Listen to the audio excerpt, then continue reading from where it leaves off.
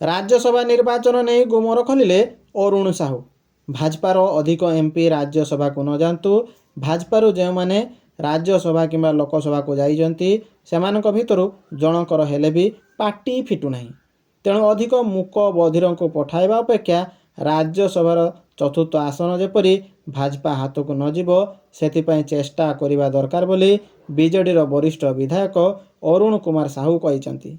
विधानसभा बाहर गणमाध्यम को प्रतिक्रिया दे अरुण कहते यह तांकर व्यक्तिगत मत। बीजेडी होउछि एक श्रृंखलित दल। दलर राजनीतिक व्यापार कमिटी रही। दल में सर्वोच्च नेता माने अछंती। सबुठार बड़ कथा होउछि दलर सभापति नवीन पट्टनायक स्वीकृति जहाकू रहिबो से राज्यसभा जीवे। यह बीजेडी आभ्यंतरण कथा। संख्या दृष्टि भाजपा को 2टी एवं बीजेडी गोटे आसन सहजरे मिल पारिबो। चतुर्थ आसन पर बीजेडी निष्पत्ति जहाँ करिबो से कथा से कहि परिबे नाही। हेले भाजपा 2टी आसन गोटे भी अधिक न नेबा दरकार। सेमानको जदि आ गोटे आसन मिलिबो अर्थात जीए राज्यसभा जीवो सेठारे मूक बधिर होई बसिबो। तेणु चतुर्थ आसन भाजपा को न जिबा दरकार। दल कौन निष्पत्ति नेबो ताहाकू अपेक्षा।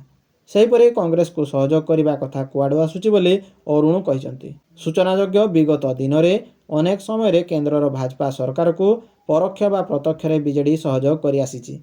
2024 साधारण निर्वाचन में बीजेडी राज्य में क्षमता जीवा परे अनेक घटना भाजपा को सहयोग नहीं दलर बहु नेता प्रश्न करुचंती। आगको राज्यसभा निर्वाचन थिबारु बीजेडी आभिमुख्य पई गोटे आसन भाजपा को जाऊ बोली विरोधी दलर बहु नेता चाहूनांती।